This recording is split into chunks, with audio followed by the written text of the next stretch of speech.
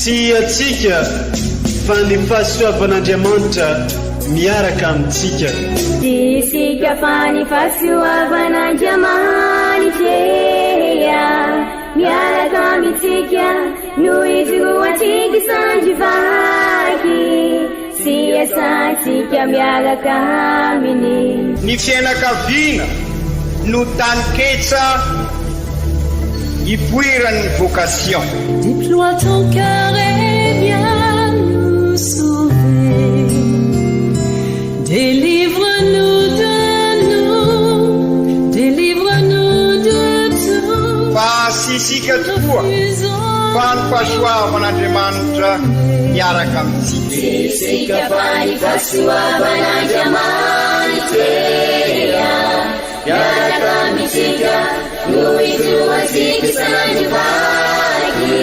sy asantsika miaraka aminy. Fa olo raika atokotran'isika ao aminy, fianakaviana iray ao aminy, tsy misy hevitrevitra. Ny olo no mampizara indraindray, fa Andriamanitra i Jesoa lay mpiandrony tsara ran'olotra ny aina, olo raika. Ary ao amin'ny fiangonana, ao amin'ny eglizy dia sambatra atsika mahasapa an'izay.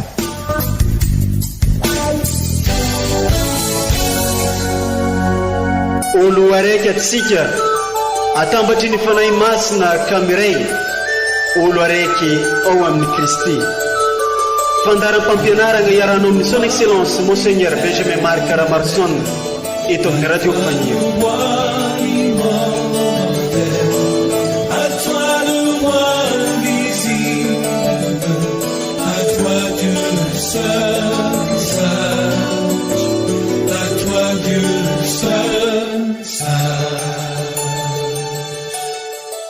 Any aminao ry tompo no anandratako ny fanahiko, ianao ry Andriamanitra no ifefeko, tsy ho azon-kenatra aho, tsy ho resy ny fahavaliko. Izay rehetra mitady anao tsy ho azon-kenatra. Salamo faefatra amby roapolo. Ankafaliagna ankaravoagna no anolorana fiarabagna amintsika jiaby, izay manaraka tsy tampaka ity onjapeo ny radio Fagniry mamitsika ity, izay onjapeo mamitambrantsika ho iray, sady onjapeo mitady mandrakariva ny anitatra ny fanjakan'Andriamanitra eto amin'ity diosèse mamitsika ity. Isaoranay ianao izay mankamamy sy mankafy ny fampianarana sy toritenin'ny Monseigneur Archevêque eto amin'ity onjapeo ny radio Fagniry ity. Toloranay fiarabagna manokana atsika eo ve jiaby, tratran'izao alahady voalohany amin'ny fiavian'ny tompo izao.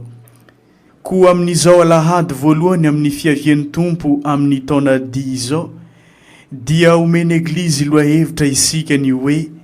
ho avy Kristy amin'ny farandro. Ndeo renesitsika irevaky teny masina atolotry ny eglizy amintsika,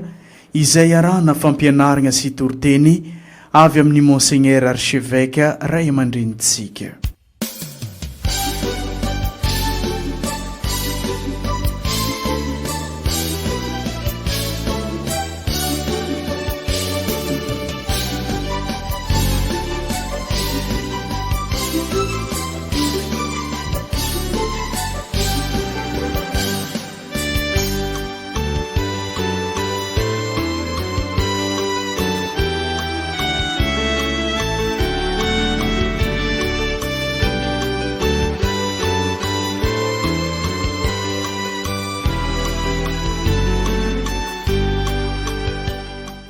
Boky Jeremia mpaminany.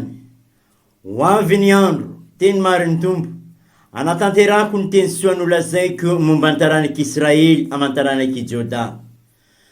Amin'izany andro izany, sy amin'izany fotoana izany, hampitsimboka solofo marina ho an'i Davida aho, izay hitsara araka ny hitsiny sy ny rariny amin'ny tany. Amin'izany andro izany, i Joda ho vonjena, ary i Jerusalema handry fehizay, ka hantsoina hoe tompo fahamarinantsika.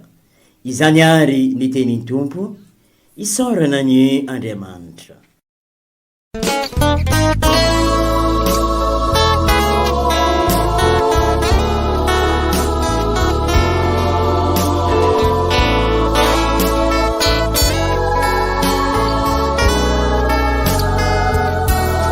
Yahweh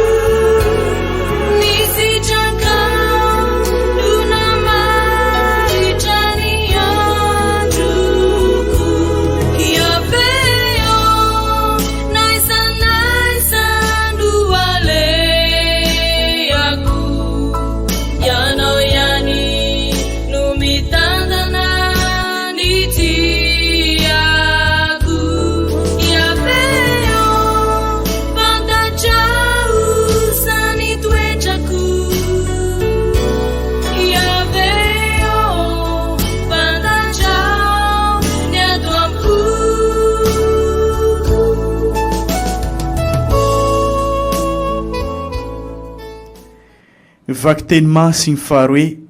taratasy voalohany masinday Paoly apôstôly ho an'ny kristianina tany Tesalonika. Ry kristianina havagna, ny tompo ane ampitombo sy ampandrosanareo amin'ny fifankatiavanareo sy amin'ny fitiavanareo ny olona rehetra tahaka anay aminareo izao. Ankahery ny fonareo ane izy ary iaro azy tsy anantsiny amin'ny fahamasinana eo anatren'Andriamanitra raintsika ho amin'ny fahatongavany Jesosy Kristy tompontsika mba amin'ny olo-masiny rehetra. Amen. Farany ry kristianina havana, izao no angatahinay sy antanay aminareo ao amin'ny Jesosy tompo. Efa nianaranareo taminay izay fitondrantena mety ankasitran'Andriamanitra sady efa aranareo koa, ka mandrosoa mandrakariva amin'ny fandehanana araka izany. Efa fantatrareo rahateo ny didy nomenay anareo avy amin'ny Jesosy Kristy. Izany ary ny tenin'ny tompo, isaorana nie Andriamanitra. Alleluia, alleluia, tunga benna vitumpu avi vipendena. Alleluia, alleluia, tunga benna vitumpu avi vipendena. Iombatsika mianakavy ny tompo ho tanteraka tokoa ny izany. Evanjely masiny nosoratany masinday Luka, voninahitra ny eo anao ry tompo. Tamin'ny zany andro izany, i Jesosy nilaza tamin'ny mpianany hoe hoisy famantarana eny amin'ny masoandro sy ny volana ary ny kintana, ary ety an-tany dia oro sy very hevitry ny firenena noho ny fikotrokotroky ny ranomasiny sy ny onjany,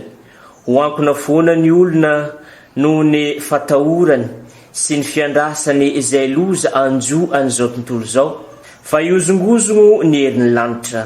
Dia ho hita amin'izay ny zanak'ologno avy eny ambonin'ny rano ampahefagna sy voninahitra lehibe. Raha vao miantomboko zegny zavatra rehetra zegny,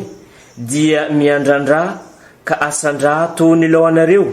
fa efa ankaiky ny fagnavotagna anareo. Tandremo ary fandrao vesara ny finanandoatra sy ny fimamoana ary ny fiahiana izao fiainana zao ny fonareo,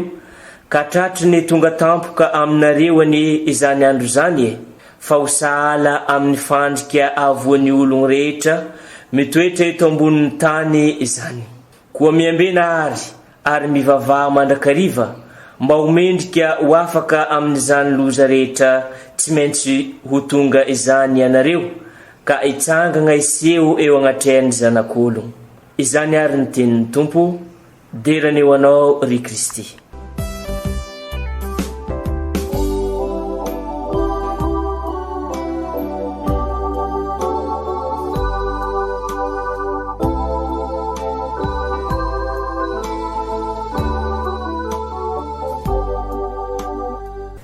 Ry kristianina havana, tamin'ny alahady lasa teo sika dia samy nankalaza ny Kristy mpanjaka ary ny fampiarahaba navita iny taona liturgika, taona lasa iny taona ny marika. Izao kosa sika dia fampiarahaba satria tonga amin'ity taona vaovao liturgika ity, zay azo lazaina fa taona liturgika miavaka satria etrehasika n'izao sinoda izao, zany hoe sinoda fafito eto anivon'ny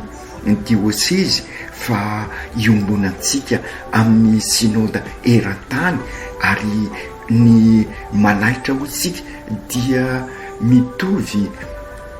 mihira ireo teny manentana antsika, fa indrindra n'ilay teny natolotra ny eglizy eran-tany dia ny hoe eglizy miara-dalana, miombona, mandray an-tanana, iraina, ka ka izay koa no ny raisika ary sy hoe no nahitantsika an'izay fa vokatry ny ireo dingam-piainana efa nataotsika fandrindra nanomboka tamin'ny filan-kevitra pastoraly ary de sinona zany fa eglizy olo io zany l'eglizy miaradia velomin'ny batemy ka iny no maha olo raika asika mampiombona antsika mandray an-tanana ka zary tabernakla ka ny tabernakla velona dia mahatonga asika ho missionnaire isorantsika Andriamanitra fefa manoro antsika ny lalakombana izy ka ity taona liturgika vaovao tiary dia idirantsika bebe koa amin'ny dinidinika rehetrarehetra ifampitrahofantsika ifampiaino antsika ary indrindra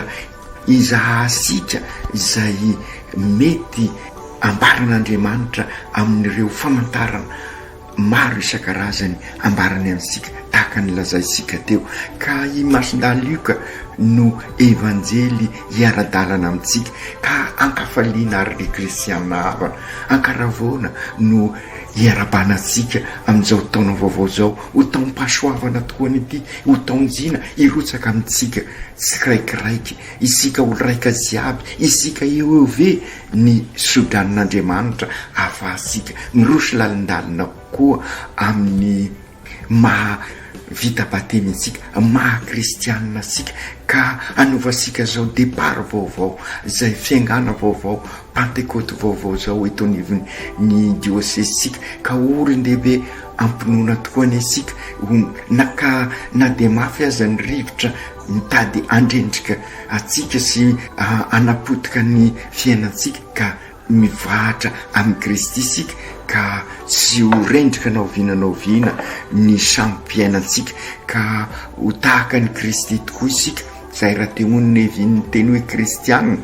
ka ho sy hoe mpitoro vaovao mahafaly fosiny fa ho mpamafy fiadanana sy fanantenana amin'ny toerana rehetra sy amin'ny fotoana rehetra izay isisika fandrindra amin'izao andro sarotra diavisika izao izany ary noezaka sy maintsy ataosika re kristianina havaka ka mampirisika sika ary irotsaka bebe koa amin'ny fanatanterahana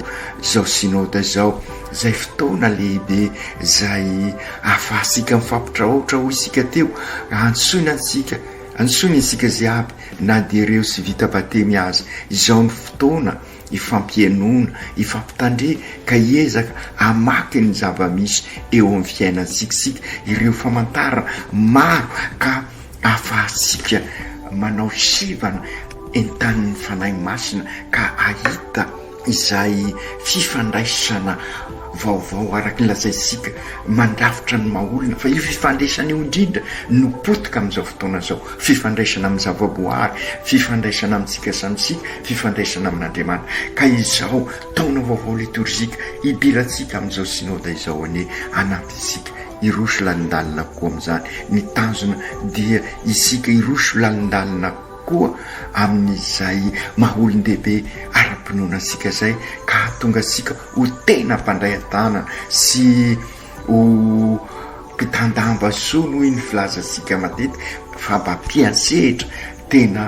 irososika amin'izay mahaolon-dehibe ara-pinoana asika zay mitaky fivampenitra mahery vaika zay ho isika changement radical de comportement mba hialasika amin'izay rehetra mamatopatotra asika ka hitondra asika amin'ny tena fivelarana marina de ny fivelarana ny maha olona manontolo sy ny olon-drehetra mitaky fibebahana izany araky ny aversika izay fibebahana zay de sy maintsy miseho amin'ny fiainatsika amin'izany hoe amin'ny isika mirotsaka eo anivon'ny fiarahamonina ka zary tabernakla velona mitondra any Kristy isika zany araky ny averimberitsika ihany koa no Kristy mpiarabelona amin'izao andro iainantsika zao izao nataona liturgika zao ary no angatahtsika ny sodran'Andriamanitra sy ny fahasoavany atonga asika ho génération des baptiseurs ho taranaka mpanorona hoe ove ho eglizy olo velomin'ny batemy ka zary tabernakla ary anomanantsika ny fiavian'ny Kristy zany rehetra izany satria izay no dikany hoe avant fiaviana no asisika azy ka raha dinina dia misy fomba fetrena zany fiaviana zany avant izany averisika matetika raha miresaka liturgie sika fa ny fankalazana ho asika dia sy hoe masiaro zavatra lasa fa no ny asan'ny fanahy masina dia velominy sika ary iaina sika zay zavatra tsarosika izay ary zay ny mampiavaka ny fivavahasika sy hoe manao sinema sika fa noho izay finoana ary noho izay asan'ny fanahy masina izay dia maniteraka amin'ny fiainansika zay ankalazana izany ka raha miresaka ny avahary sika dia misy fomba anankitelo zay isehoany zay avan'zay ny fiaviana voalohany dia zay velomin'ny tenin'Andriamanitra iainansika eo anivon'ny eglizysika zay mahatonga sika mamerimberina fa sady mamaky no mivelona ny tenin'Andriamanitra sika ho mpanambara ny tenin'Andriamanitra ho vavolombelona ny tenin'Andriamanitra na dia efa 2 taona lasa aza ny fiaviana ny Kristy dia homanisika amin'ny alalan'izao avan'izao ka ho tonga eto anivosika lay tenin'Andriamanitra zay ambaratsika fa sy tia korotana virus ty no farateny fa izy soa tenin'Andriamanitra ka izao mipindrary amin'izao fanaovasika n'izao synode izao no ametrahasika an'izay tenin'Andriamanitra zay mamelona ny fiainatsika ny fiaviana faharoa dia amin'ny alalan'ny tenin'Andriamanitra sy ny sakramenta no iainansika amin'izao fotoana zao no mamelombelona an'izay Kristy eo anivosika zay i Kristy tonga olombelona ka miditra tanteraka amin'ny fiainansika olombelona ny fiaviana fahatelo dia lay amin'ny hoavy zay azo lazaina fa efa eo anivosika satria inona moa zay hoavy zay fa ny fahatongavan'ny Kristy amin'ny fomba manetriketra ka raha resisika amin'ny fomba miaza sy mendrika izy amin'izao ary zay ny liturgie io isika dia efa eo anivosika tokoa izy ka izay indrindra no ambarany ireo tenin'Andriamanitra amin'izao alahady voalohany avant izao dia ny bokin'ny Jeremia dia mampatsiahy asika ary manentana ansika hoy izy hoe amin'izany andro zany sy amin'izany fotoana zany ampisimoka sy lofo marina ho an'i Davida iaho zay tsara araka ny isiny sy ny rariny amin'ny tany amin'izany andro zany i Joda vonjena ary Jerosalema andry fehizay ka antsoina hoe tombo fahamarinantsika raha misy afatra tena mivelona miteny amintsika zao dia zany afatra Jeremia zany sy iza manko io voalaza io fa i Kristy ka raha tonga eto anivosika i Kristy raha resisika i Kristy dia miova ny fiainatsika ary zay le fivoampenitra mahery vaika ka maniteraka ny fiainatsika ny fahamarinana io no aretina mitika misika amin'izao fotoana zao nisy fahamarinana nisy fampanjakana ny rariny sy nisy ka engane zao fiomanantsika amin'ny fiavian'ny tompo zao ampanjakasika ny rariny sy ny hitsiny ary indrindra ao amin'izao fanaovasika n'izao synodany zao ary ireo fotoana fifampitrahovasika amin'ny synodany mba nampisokatra ny masosika ka ahitasika fa ny aloha rano sy ny fototra n'izao aretina izao dia io sy fampazakasika ny fahamarinana io ka aokary ny fiaviana araka ny averisika ihany koa dia sy lavitra fa ao am-posika ao ka aingany ny tenin'Andriamanitra mitsiry ao am-posika ao ivelatra ka raha mivelatra izy dia mahatonga sika ho mpanorona n'izay fiarahamonina ampanjakana ny rariny sy nisiny zay ampanjaka ny fanjakan'Andriamanitra eo amin'ny fiainansika andavanandro ka ho tanteraka ilay Jerosalema voalazany Jeremia mpaminany Jerosalema zay midika hoe tanàna ny fiadanana fantatsasika manko fa izay tanàna ny fiadanana izay dia tanàna iorenan'Andriamanitra ary io no olana eo amin'ny ivon'ny fiainasika voahilikilikaandriamanitra ary dia ireny zava-misy hitasika andavanandro reny dia mampibaribary an'izay ka raha voahilik'Andriamanitra dia fantatra atsika mikorontana eo amin'ny fiainasika raha efa tonga eo anivosika kosa nefa Andriamanitra dia tanteraka ilay Jerosalema satria mivelatra ny fiainansika miaraka amin'i Jesosy ka zary fiadanana ary masina ny fiainatsika. Izany ny fanoresitsika ho tanteraka amin'izao fanaovasika ny synode izao, ary izao fotoana ny havan'izao anampy asika bebe kokoa amin'izany fiainana iombonana amin'Andriamanitra zany. Ambaran'i Jesosy ao amin'ny evanjely fa efa akaiky tokoa ny fanavotana, satria rehefa mitsimoka ao amintsika i Jesosy ilay tenin'Andriamanitra ka mivelatra izy dia tanteraka ao amintsika raha ny fanavotana tena izy, sy fanavotana araka n'izao tontolo izao, fa fanavotana mitondra fiadanana, mitondra faliana, mitondra fahasambarana, mitondra fiombonana, ary izay no tian'ny synoda ambara amin'ny lohateny manentana antsika. Ka izany no fanavotana andrandraitsika, satria zary fianakaviana ray ao amin'Andriamanitra isika, zary olo raika ao aminy, ary fratelli tutti ao aminy. Ka noho izany sisy zavatra mamatopatotra antsika, satria zanaka isika fa sy mpanompo isony ka mandova an'Andriamanitra. Raha tisika atao amin'ny teny hafa izany dia fanantenana no ambarany izao fankalazasika ny avany izao, ary feno fanantenana koa isika amin'izao fidiratsika amin'ny synode izao, satria sy Andriamanitra lavitra zany no Andriamanitra sika, fa eo anivosika, ary zay no andrandraitsika amin'izao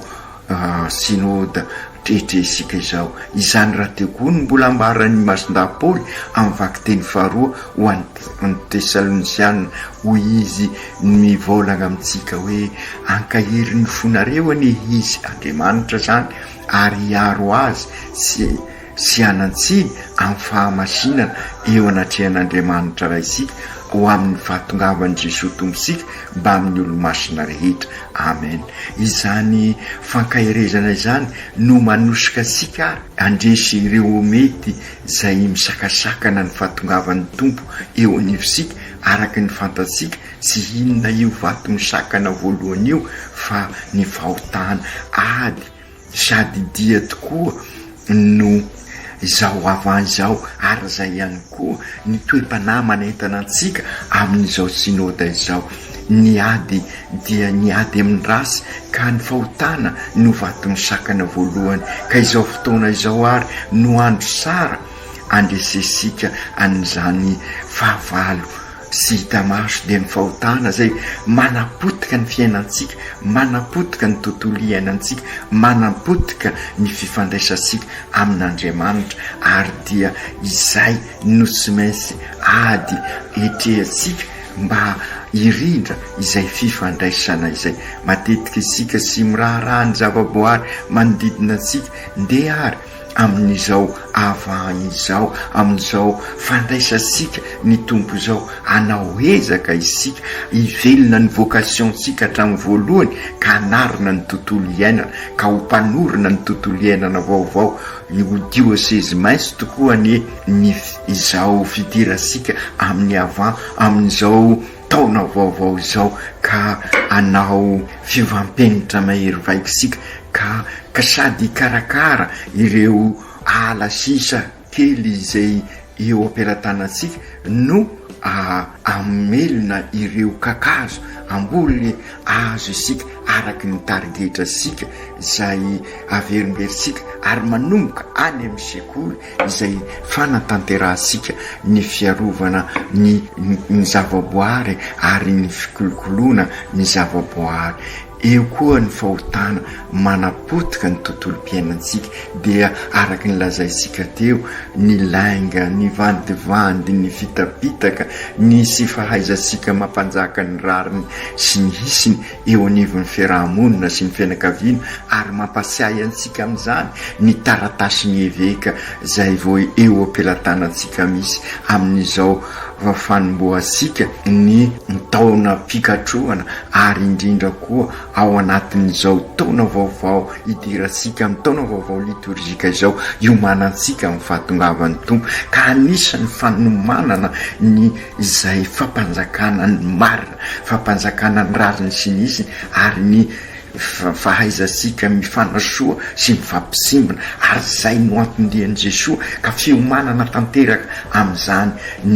ny ezaka ataosika ary zay no mitondra antsika amin'ny tena fiovanim-penitra mahery vaika misy asika ary dia miova koa ny tontolo mpifandraisasika amin'Andriamanitra ka anjary fankalazana ny Jesoa eo anivon'ny fiainantsika tokoa, Emmanuel Andriamanitra eo anivonsika tokoa no ankalazaisika amin'izao Noely izao. Taom-baovao liturgika ary isika izao ry kristianina mahavana amakivaky ity taona vaovao ity isika engany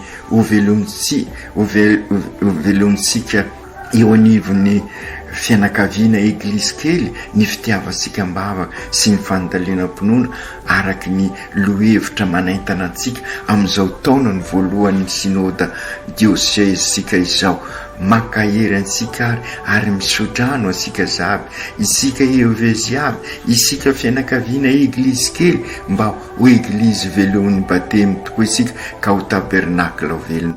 Efa eto amin'izao tontolo izao ianao ry Kristy ary fantatra izany eo anivon'ny eglizy ianao, eo anivon'ny fianakavianay, ao am-ponay ianao no mbanjininay sy risinay amin'ny alalan'ny teninao sy ny sakramenta ka ampio ary zahay ahay miomana bebe kokoa amin'izao dianay makany amin'ny Noely izao, hitombo fitiavana ny zahay ahay ampanjaka ny marina tokoa ka andresin'ny lainga sy ny fitapitaka, andresin'ny rasy ka mba ho taranaka mpanorona tokoa, mpanorona eglizy tranon'Andriamanitra ary ho eglizy olona velona izahay eo anivon'ny fiainanay andavanandro, eo anivon'ny fiarahamonina misy anay ahay hiaro sy kolokolo ny tontolo iainan'izahay dia ny zavaboary miatrika izao synody izao zahay ry Jesoa zokinay ka mitodika aminao ary say ny fanainao masina anorin'ny marina amin'ny dia ataonay, fantatrao ny fahalemenay ka azavela amoropaka ny fanakorotanana eto aminay. Aoka izahay andrisy izay mety hitarika anay amin'ny lalan-drasy sy ny fisototokoana. Aoka hay iombona aminao izahay ka hiara-mizotra makany amin'ny fiainana, ahitana ny fivelarana ny maholona manontolo sy ny olon-drehetra. Masin'ny Maria ireny io manomboka izao taom-baovao izao izahay ary miatrika izao synôda izao ka tantan'ny dinay ho any amin'i Jesoa. Ampio izahay ahay andray azy tahaka anao, Masinday Josefa ray mpiaro ny eglizy eran-tany, mpiaro ny fianakaviana masina, mivavaho anay mba ho eglizy kely tokoa ny fianakavianay ka hiara-mivavaka, hiara-mandalina ny finoana. Aoko tanteraka izany amin'ny anaran'ny Ray sy ny Zanaka sy ny Fanahy Masina. Amen.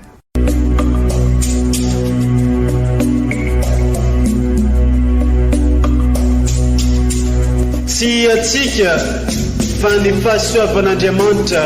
miaraka amintsika. Tsy isika fa ny fahasoavan'Andriamanitra miaraka amintsika no izoatsika sandrivaky, sy asantsika miaraka aminy. Ny fianakaviana no taniketsa ipoiran'ny vocation. Déploie ton cœur et viens nous sauver. Délivre-nous de nous, délivre-nous de tout. Fa sisika tokoa fa ny fahasoavan'Andriamanitra miaraka amintsika. Sisika fa ny fahasoavan'Andriamanitra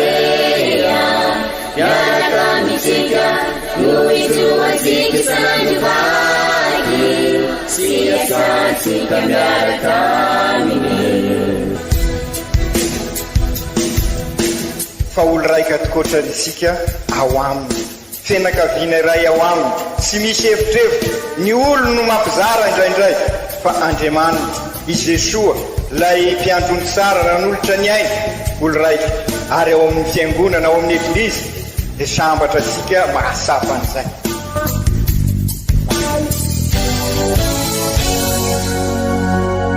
Olo araiky atsika atambatry ny fanahy masina kamiray olo araiky ao amin'ny Kristy. Fandaram-pampianarana iaranao amin'ny son excellence Monseigneur Benjamin Marc Caramarson eto amin'ny radio Faniro.